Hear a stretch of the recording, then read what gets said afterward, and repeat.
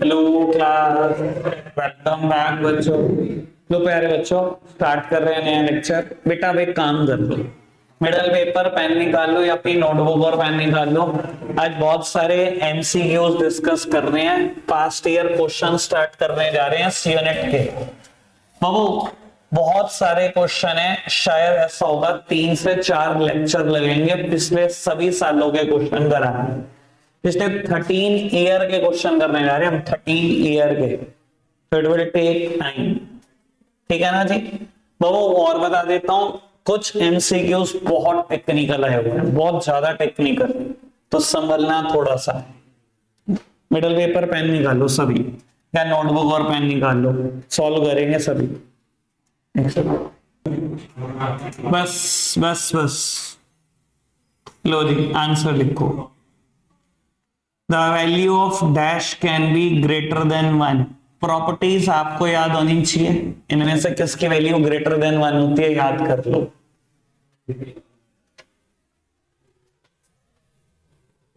सच्ची लिख लिया आंसर?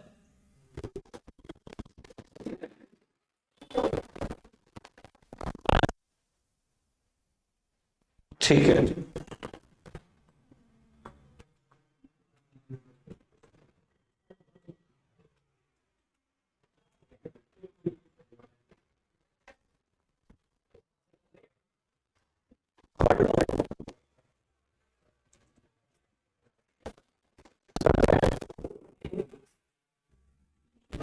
आंसर बी है, क्या बात कर रहे हो? बी कह रहा हूं, सी आंसर, दोनों स्टेटमेंट ट्रू। ए समझ में आया कि जो मतलब कंजम्पशन चेंज होती है वो इनकम ग्रेड पे चेंज नहीं होती। अगर consumption income grade pay change होती तो कंजम्पशन का कर्व भी यही होता। अगर ग्रेड पे चेंज होती, ये इनकम का कर्व है, तो कंजम्पशन का भी यही होता। और वो सेम रेट पे चेंज नहीं होती, ऐसे होता है ना कंजम्पशन का कर्व। शुरू में कंजम्पशन ज्यादा होती है, फिर कहीं इनकम से कम हो जाती है। ठीक है, ये तो बात समझ में आई।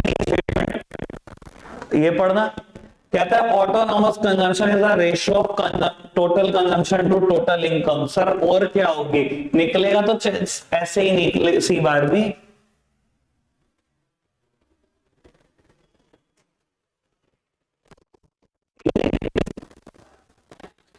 चलो बढ़ाते हैं बात को आगे।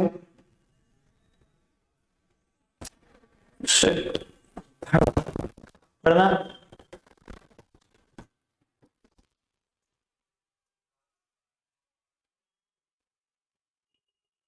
आंसर को फटाफट स्टेप नहीं नोट देखते हैं। चलो क्या है आंसर? किसी ने कुछ और भी बोला था, एक बार आंसर बताओ, क्या पॉसिबल है?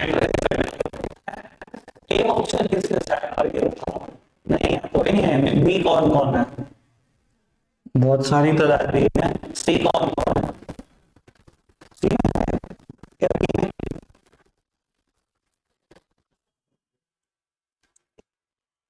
भाई मेरा ख्याल तो मैंने एग्रीगेट डिमांड अभी खत्म किया, फॉर्मूला सी प्लस आई। और क्या करोगे? ये कैसे हो सकता है? एक देखिए तो फॉर्मूला क्या होता है। सिंपल, ज्यादा सिंपल। पढ़ना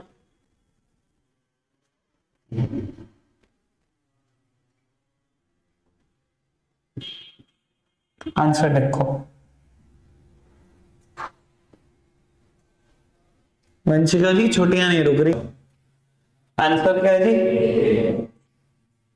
स्टेटमेंट बी इज फॉल्स। ठीक है, हाँ बिल्कुल ठीक है। बाबू एडी कर्व कोई ओरिजिन से थोड़ी स्टार्ट होता है, it start with the Y axis और फिर पॉजिटिवली स्लोप्ड कर्व है वो। ठीक है ना जी, बिल्कुल ओके।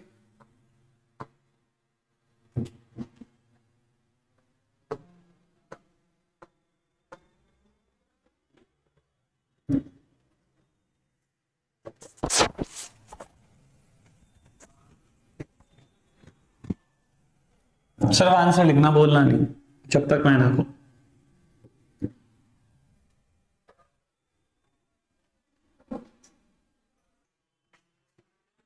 फिफ्थ का आंसर क्या है? 0। बेटा अगर increase in saving increase in income के बराबर है, तो देखना increase in savings increase in income के बराबर है। अगर ये दोनों बराबर, ये 100 है तो ये भी 100 है, तो एमपीएस 1 हो जाएगा। और अगर एमपीएस 1 हो जाएगा तो एमपीसी क्या हो जाएगा? 0 ही तो हो जाएगा। ठीक है ना जी?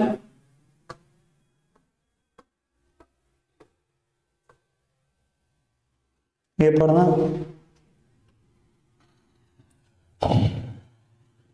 अच्छा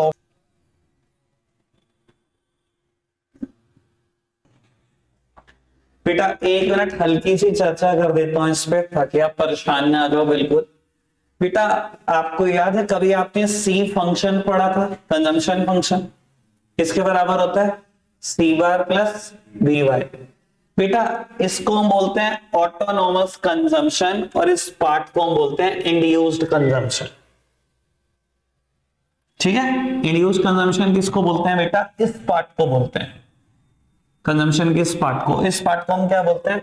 ऑटोनॉमस कंजम्पशन। अब पढ़ो एक बार दो बार, अब मेरा ख्याल आंसर आ जाएगा, टेंशन ना लो, अब पढ़ो।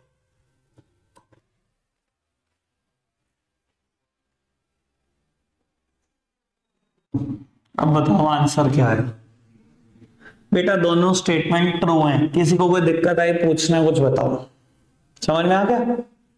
बेटा consumption, induced consumption direct relationship में है कि नहीं है इनकम के साथ? बिल्कुल डायरेक्ट रिलेशनशिप में है। बेटा एमपीसी को कुछ मान लो 0.10 मान लो, इनकम 100 बढ़ी तो बाबू कितना हो गया? कंजम्पशन 10 हो गया। बेटा इनकम को मान लो 200, ये भी बढ़ेगा, जितना मर्जी बढ़ाते जाओ बढ़ता ही जाएगा कंजम्पशन। बिल्कुल डायरेक्ट रिलेशनशिप है कि नहीं है? पक्की बात है? समझ में आ रही है बात? और कुछ जो ना समझ में आ, कर दूं आगे? ठीक है जी, आप कह रहे हो तो क्वेश्चन गुड है, गुड क्वेश्चन। बाकी तो आप बताना आंसर।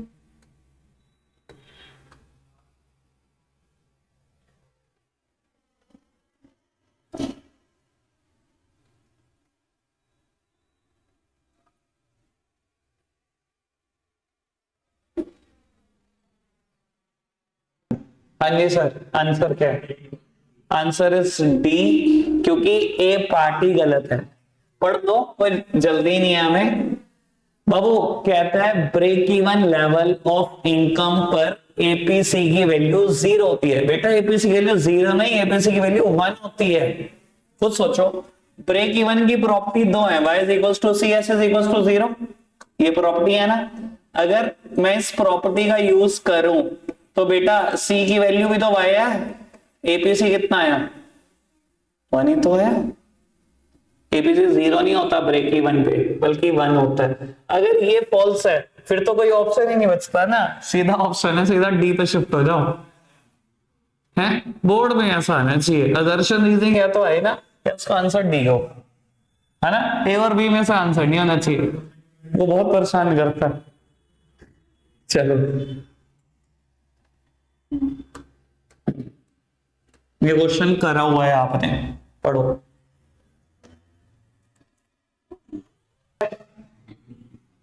अरे बोलो आंसर। इफेक्टिव बोल भी दो यार, मैं पिटाई खा लोगे मुझसे तुम्हारे।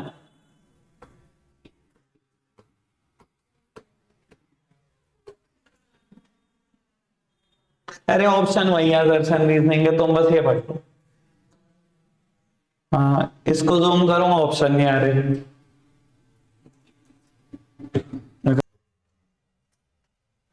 बोलो उत्तर बी, इन ए के हिसाब से भाई ये नेगेटिवली इंटरसेप्ट करता है। ये बात ये बताती है कि नेगेटिवली इंटरसेप्ट करता है, ये तो बताती है how much of the income is saved. इसका नेगेटिव इंटरसेप्शन से क्या लेना देना है? दोनों स्टेटमेंट बिल्कुल ट्रू हैं, पर बेटा reason is not the correct explanation of assertion. ठीक है ना जी? पक्का से ना? चलो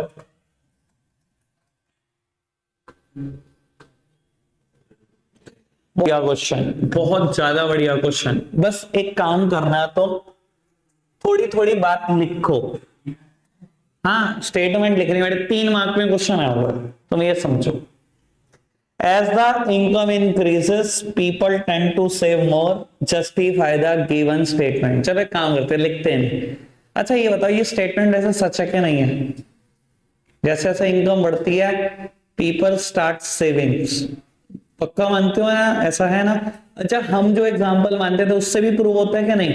इनिशियली डिस सेविंग्स थी, फिर कहीं जीरो थी, फिर कहीं पॉजिटिव होती चली जा रही थी। जैसे जैसे इनकम बढ़ती चली जा रही थी बेटा, सेविंग्स बढ़ती चली जा रही थी। मानते हो ना? इनका आंसर बढ़े कैसे लिखते हैं? अच्छा लिखते हैं, पढ़ना जरा। I am not joking. चलो कभी कभी इकोनॉमिक्स रियलिटी से रिलेट करती है, मुझे लगता है कभी कभी बस।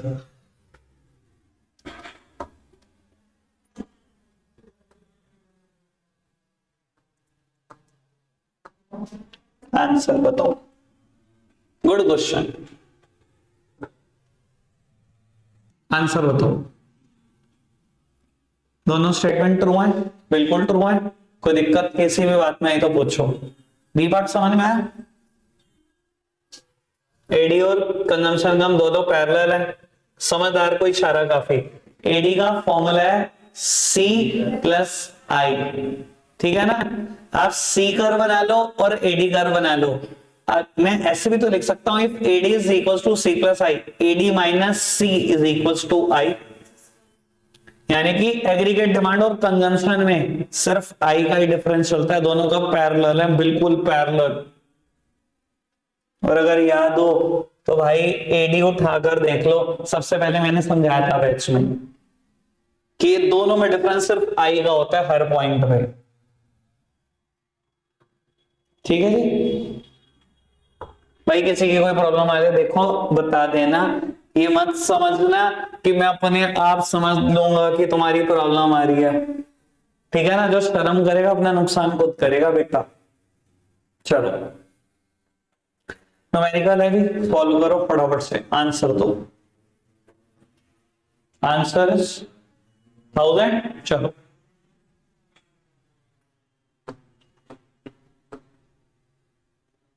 क्या आंसर करो, या ये आंसर है या ये है, पढ़ो। सर एडी का बेसिस ही यही, अगर याद हो तो। अगर आप डिमांड कर रहे हो तो खर्चोगे भी, और खर्चोगे तो याद है बेटा फॉर्मूला बनाते थे एक्सपेंडिचर मेथड जो हम नेशनल इनकम में पढ़ते थे। ठीक है ना जी? Answer is aggregate demand. ठीक है, ये पढ़ो जी, ये बताओ आंसर, आराम से पढ़ना, क्वेश्चन बहुत बढ़िया। आंसर क्या है जी? A B C. ए कितने मैंने कहते हैं? हैंड रेस करो। कोई नहीं कहता, तभी तो कोई कह रहा है यार, तुम्हारे कहने पे तो मैंने कहा। बी कितने देने कह रहे हैं? देखो कितने, मतलब लकीर के फकीर है, किसी ना किसी के पीछे चलना है इनको। सी कितने देने कहते हैं?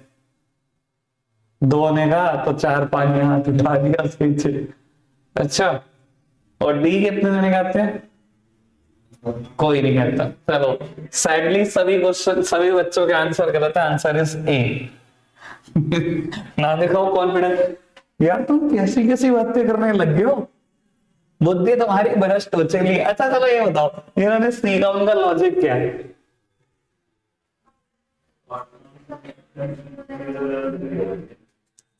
ऑटोनोमस कंजम्पशन ग्रेटर देन 0 है, जो कि हमेशा होता है। हाँ तो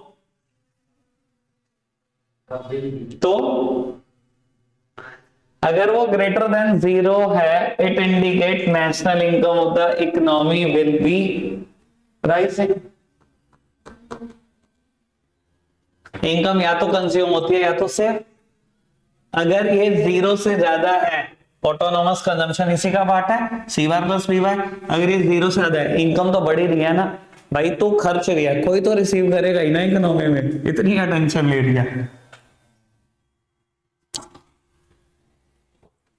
चलो जी, लो उत्तर। आंसर लिखो 15। बहुत दूर है रियलिटी से, 19-20। चलो आंसर क्या है? अब इसमें भी किसी और ने कोई और ऑप्शन किया बी के अलावा। एपीसी कभी जीरो नहीं हो सकता, क्यों? क्योंकि टोटल कंजम्पशन कभी जीरो नहीं हो सकती, कंजम्पशन भी जीरो हो सकती है क्या? चलो जी, ये सिंपल क्वेश्चन है, इसमें टाइम मत खर्च करो। लो जी, लो उत्तर। बाबू इसका आंसर डी है। मेरे को मैक्रो इकोनॉमिक्स का कोई दो दो तक टेंशन नहीं है, स्टैट्स जो होते हैं ना यार आईडी के, वो बहुत परेशान करेंगे। बाबू फटाफट से Shivi, Krishna, why does consumption curve not start from origin? फटाफट से बताना क्यों नहीं होता स्टार्ट ओरिजिन से। Thank you so much. MCQs खत्म हो गए, 3 मार्कर 4 मार्कर अभी बकाया है, जो मुश्किल है बस वही बात करेंगे। लो पढ़ना फटाफट से। बाबू आंसर क्या है आपका? अगर एपीसी 1 है भाई, अगर एपीसी 1 है तो सी और वाई बराबर आ गए, सी की वैल्यू या वाई रख दो, आंसर आपके सामने होगा, 200 आएगा आंसर। क्या है इस क्वेश्चन में? ठीक है ना जी? हाँ ऐसे तो नहीं आएंगे, ये भी सिंपल है क्वेश्चन, बस पढ़ लो फटाफट से, एक्सप्लेन करो। Which of the two APC और APS can be negative and why? APC negative होता है, APS नेगेटिव होता है। APC हो सकता है नेगेटिव, APC कभी जीरो नहीं हो सकता, नेगेटिव का तो मुद्दा ही छोड़ दो आप, क्योंकि टोटल कंजम्पशन कभी जीरो नहीं हो सकती। ठीक है ना जी? ओके ना बेटा बात? चलो पढ़ो जी फटाफट से, क्वेश्चन अच्छा है, डिफरेंस मैं आपको इन्हीं का पढ़ा दूंगा। एमपीसी और एपीसी में डिफरेंस बताना है और एक न्यूमेरिकल एग्जांपल भी देना है। ठीक है जी? डिफरेंस पढ़ते ही इन्होंने क्या लिखा, अच्छा लिखा, ठीक है, मतलब मेरे को लगता है फर्स्ट बात सेकंड बात सब सेम लिखी, थोड़ा स्मार्टली लिखी, और बेटा फॉर्मूलाज बता दिए। एक डिफरेंस तो क्लियर है, फॉर्मूला बता दिए, ये पढ़ना, दोनों बातें सेम है, स्मार्टली लिखी बहुत।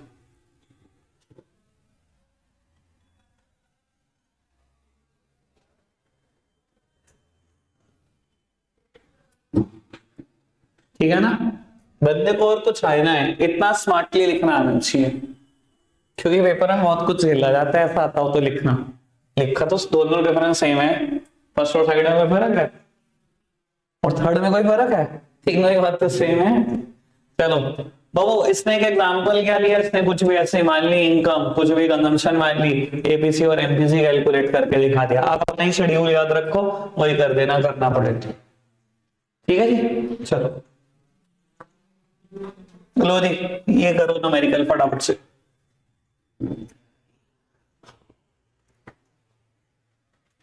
डन? बढ़े आगे, चलो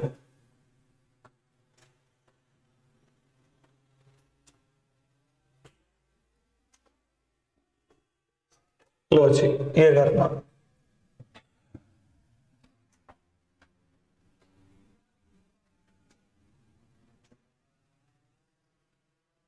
था 0.5 निकाल लिया ना बाबू। इनकम या तो कंज्यूम होती है या तो सिर्फ y is equal to C plus S, क्योंकि बेटा इक्विलिब्रियम की बात है, तो बेटा एस और आई बराबर होते हैं, तो बेटा फॉर्मूला लगा सकते हैं y is equal to C plus I, बस वो फॉर्मूला लगा लो, सब कुछ हो जाएगा। ठीक है? देखो आपको मैं बड़ी सिंपल सी बात बोल देता हूँ बेटा, प्रैक्टिस पता है कैसी होनी चाहिए, इतनी न्यूमेरिकल की प्रैक्टिस होनी चाहिए कि आंखें ट्रेंड हो जाएं, डेटा देख के पता लगे, दिमाग में घूम जाए कि कौन सा फॉर्मूला लगाना है। वरना एक चीज का आंसर आते हैं बहुत सारे फॉर्मूलों से, पर कुछ चीजें बहुत लेंथी पड़ती हैं, कुछ बहुत आसान पड़ती हैं। बेटा ये तो तुम्हारी प्रैक्टिस ही ट्रेन कर सकती है। ठीक है ना? जिससे नहीं हो बता दो भाई, मैं कर देता हूं, कर दो बाबू। इनकम या तो कंज्यूम होती है या तो सेव होती है। अगर इक्विलिब्रियम लेवल की बात करो तो एस और आई बराबर होते हैं, तो मैंने फॉर्मूला लगा दिया। इक्विलिब्रियम लेवल ऑफ इनकम पता है 2000, ठीक है ना। इसका फॉर्मूला क्या है, सी बार प्लस बी वाई। और बाबू इनकम अगेन 2000 ही है। बेटा इन्वेस्टमेंट दी हुई है 800 है ना, ये 800 है ना, ठीक है जी। बेटा ये 800 इधर आएगा, नेगेटिव हो जाएगा। सी बार की भी वैल्यू गिवन है 200। अब यार ये 200 उधर जाएगा, माइनस हो जाएगा, ये 2000 मल्टीप्लाई में डिवाइड में आएगा, बी की वैल्यू आ जाएगी 0.50। ठीक है,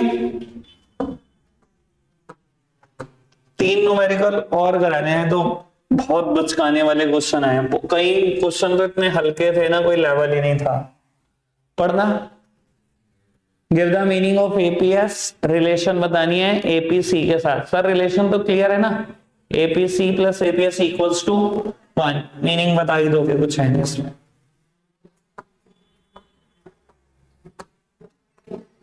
लो जी, न्यूमेरिकल करो।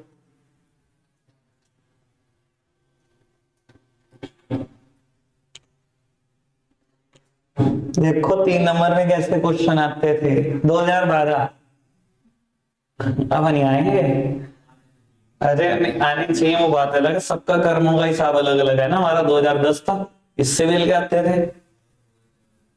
23 आ गए बेटे, अब कर्म बहुत खराब है, अब तो बहुत मुश्किल है। चलो डन। करना क्या था इसमें, क्या फॉर्मूला लगाया सी का, सी बार प्लस बी वाई। सब कुछ तो गिवन है, करोगे क्या, मल्टीप्लाई तो करनी है। चलो डन। हाँ जी सर, क्या लो, 1 मिनट लो आप। चलो लो जी, लगाओ फॉर्मूला फटाफट से।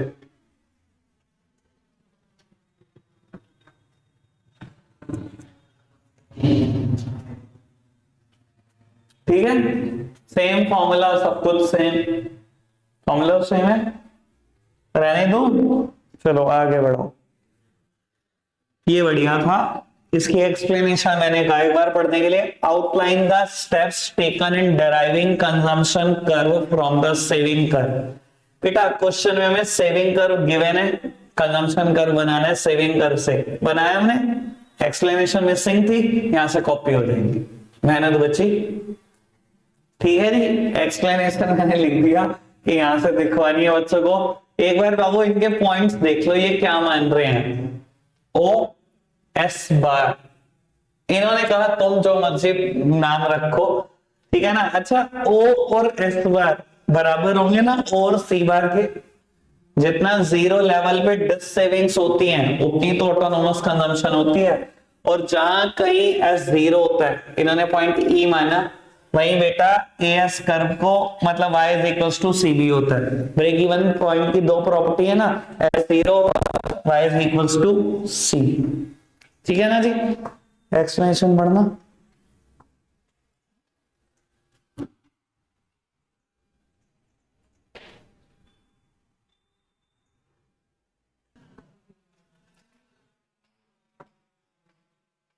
पढ़ना जी, फटाफट से पढ़ो, वैसे पहले पढ़ चुके हैं। एपीसी और एपीएस की रिलेशन, इनमें से क्या नेगेटिव होता है, दोनों ही पढ़ चुके हैं बातें हम खैर वैसे। ये क्वेश्चन संदीप गर्ग सर की बुक में सेम है, बिल्कुल सेम, बिल्कुल कट कॉपी पेस्ट सेम। ठीक है जी बाबू, ये इसी का भाई है जो हमने किया, तो ये भी रहने दो। ये करना, ये करना। चलो हो डन। हाँ बिल्कुल बिल्कुल, अभी सोचते हैं इस बारे में। जबरदस्ती पक्का कर रहे क्या तुम मुझे, कुछ नहीं है, क्वेश्चन सिंपल। हाँ, तीन न्यूमेरिकल है छोटे छोटे से, जिनके ऊपर मैंने ग्रेट लिखा, तीनों भाई हैं एक दूसरे के, ठीक है ना। तीनों अलग अलग सेट में आए हुए क्वेश्चन। अब फटाफट से कर दो, 3 ही करने फिर छुट्टी कर रहे। लो ये करो पहले फटाफट से।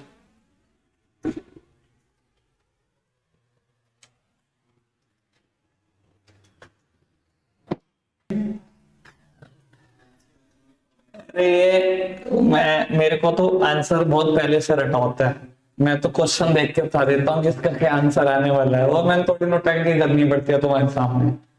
लो देख, डन है, ठीक है। चलो बाबू, होना कैसे है, इसने एक प्रॉपर्टी बताई है, ठीक है ना, वो प्रॉपर्टी का यूज करा, किसी की भी सेंस में दूसरे की वैल्यू निकाल लो, किसी की भी सेंस में। और बेटा दूसरी प्रॉपर्टी हमें क्लियर है कि ये 1 के बराबर होता है। मैंने एपीएस की वैल्यू निकाली तो मैंने एपीएस की वैल्यू यही पुट कर दी, एपीसी की वैल्यू आ गई, जो भी आ गई 7/9। बेटा एपीसी और एपीएस 1 होते हैं, अगर एपीसी की वैल्यू इतनी है तो एपीएस की कितनी होगी 2/9, अगर 7/9 है तो 2/9। बेटा एपीएस का formula S/Y is equal to 2/9, S दिया हुआ है 2000 है, बाबू y की वैल्यू निकल जाएगी, ठीक है। तीनों भाई हैं, 2 और क्वेश्चन है, अब 1-1 मिनट लगाना।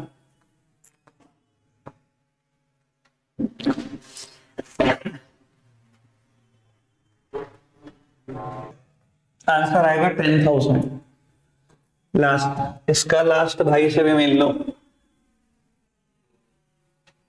लो